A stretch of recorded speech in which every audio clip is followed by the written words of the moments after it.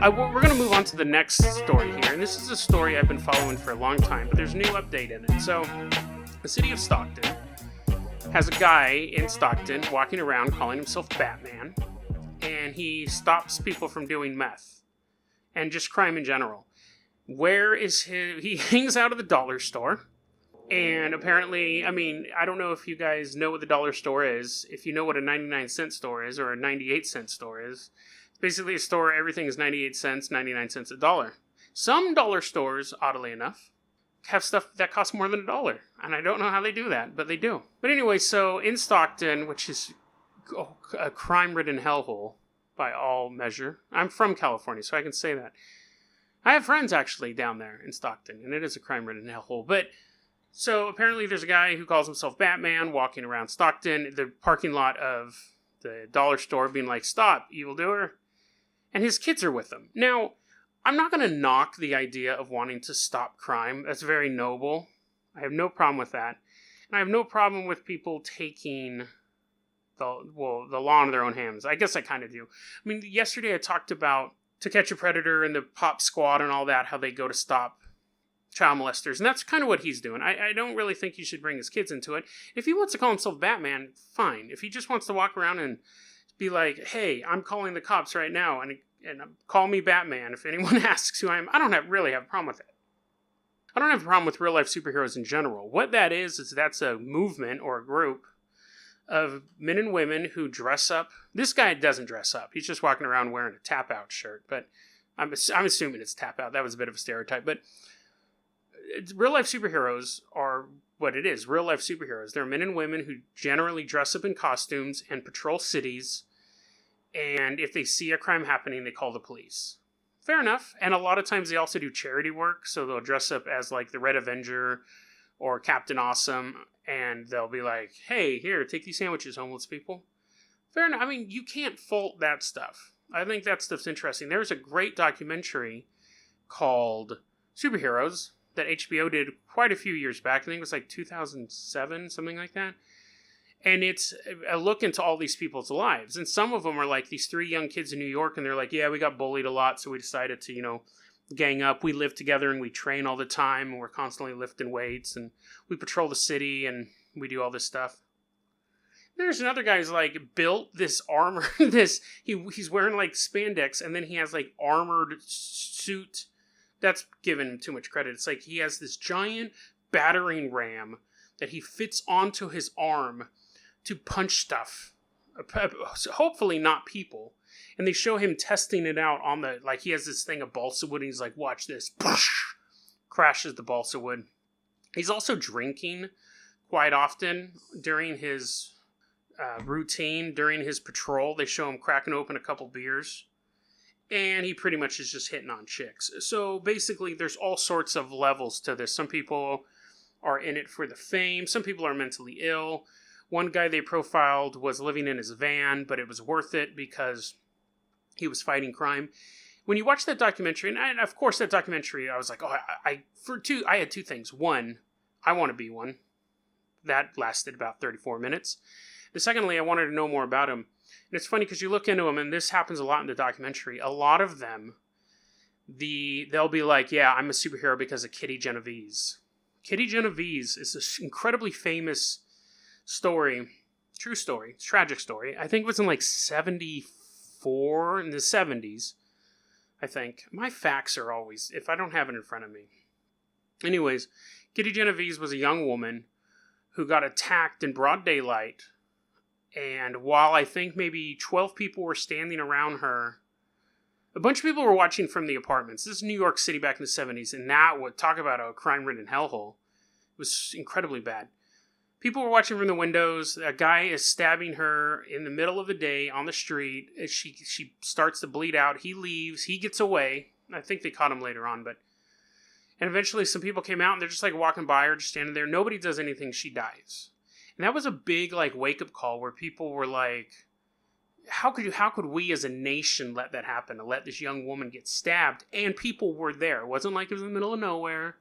It wasn't like a gunshot in a dark alley and no one knows where it came from. People watched her die. Watched the attack and then watched her die. No one did anything. And so that is one of those things where you have to ask yourself, like, what would I have done in that situation?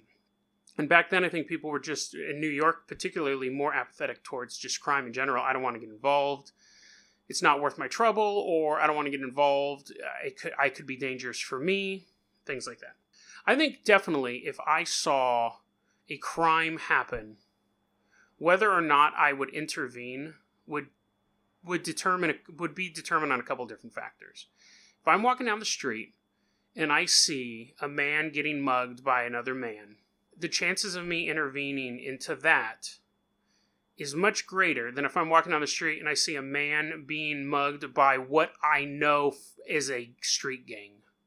Whether it's a single gang member or 4 or 5 gang members, I'm going to call the cops, maybe. Again, depending, because I'm not, if I'm sitting there and someone's holding something up or whatever, I'll do my best to get involved. But if it's like an actual active, more than thinking buddies street gang, fuck that, dude. I'm not getting involved. No. I may come over and like do some CPR and stuff like that, but nah. For me, if I gotta be honest, no. If I see a bunch of bloods messing with somebody, no. I'm good. Anyways, I guess that's a good segue for where I'm going with this real life superhero thing. Hey man, I'm just being honest. Like, I'm being honest, because then I got my family involved. This is the way I look at it. If I want to get involved in a fight between people and I get stabbed or something happens to me, so be it. But if I get involved in if I'm trying to get involved to protect someone from some sort of gang activity, some sort of multi-state gang, and again, I'm not talking about the dudes who all wear the same shoelaces and there's some podunk street gang and it's like 5 dudes and you can mop them up in a weekend. I'm talking about like a big gang, a multi-state gang, a multi-city gang. If I see them doing something, it's not just me I'm involving in the situation, it's my family I'm involving in that situation. You know what I mean? It's good, I could go out and be the hero and all that stuff, but, then all of a sudden I'm a witness and I'm on trial and they want to shut me up, so they go do this, that, and the other thing. For me, it's not worth it. If you want to get involved in it, go nuts. But I've learned, no, I'm not doing that. Anyways, where I'm going with this, real life superheroes, so you have these people who are pretending, and they're not pretending, they are actually heroes, they are getting involved. Apparently they're more heroic than me, because they would be like, hey, stop you, stop, member of the 3rd Street Bloods, who has massive financial holdings and all sorts of businesses in the area, and probably has a couple police paid off, put that purse down, and, where that car, I'm glad this is the episode where I reveal what a horrible scumbag I am. It's not what I intended. Let's get back on topic. Real life superheroes. They are people who dress up in costumes and they go out and they stop crime. So what comes out of that? There's a group of people who call themselves real life supervillains. Now, of course, when I hear that, I'm like, oh, I'm already like pretty disappointed because we already have real life supervillains. They're called criminals. But these people take it an extra step. So real life superheroes, what they do is they see a crime, they call the cops, and they hand out coffee and donuts to poor people. They don't actually punch criminals in the face. So what would you think a real life supervillain would do? Do you think they'd try to blow up the Golden Gate Bridge? Do you think they'd be involved in some sort of petty larceny? At least? No, they just make YouTube videos. They just troll real life superheroes, and they're like, ha ha ha, you suck. The sandwiches you give out to poor people are stale. Ha ha ha. Subscribe to my channel for more. I was looking into these guys preparing for this episode. They're mostly defunct at this point. One of them was doing a joke campaign for president of 2012. So it should show how updated these real life supervillains are. And to make it even weirder, the real life supervillains, they post YouTube videos talking about how lame superheroes are. And then they give out sandwiches to poor people. Like I get it. I'm homeless. All I want is a sandwich. But I don't know if I can take one from Dr. Doom. I don't know if I can take one from somebody who claims to be a villain. Being like, here, eat the sandwich that you don't know who I am or who made it.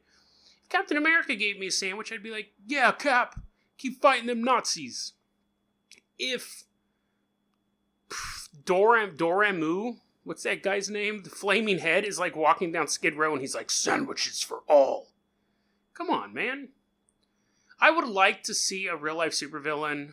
I think we have had real-life supervillains. I think the Unabomber would be the closest we have to an actual supervillain. Osama bin Laden, I would consider a supervillain, where they're above the average. Like, Timothy McVeigh was just a punk with a van.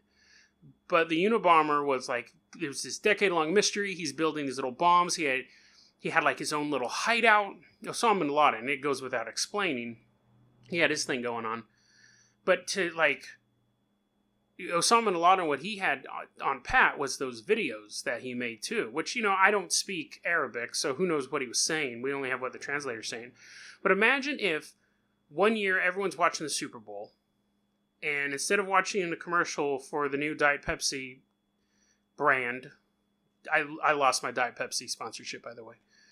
I never had it. But anyways, during the Super Bowl, right when everyone's like, yes, my favorite thing about watching the Super Bowl is the ads, which is the most annoying thing you can ever say to me. I hate it when people say that. But all of a sudden, it starts up and there's like Cobra Commander or some sort of guy in a mask there being like, there are nuclear bombs planted in 3 American cities. If the Lions lose the Super Bowl, 2 of them go off. I don't know. And then it just ends. That's super villainy. That's what I want to see. I don't want that to happen, but that's super villainy. This was a really rambling episode. I'm going to blame it 100% on the fact that I'm dripping with sweat. This may be the hottest I have ever been as a human on the planet Earth. That was a clip from our daily podcast, Dead Rabbit Radio. Dead Rabbit Radio is available anywhere that you listen to podcasts. It's daily paranormal, conspiracy, and true crime news. If you want to hear the full episode that this clip came from, check the link below. Please like and subscribe. And hit that little bell, too. That does some magical stuff. Thanks, guys.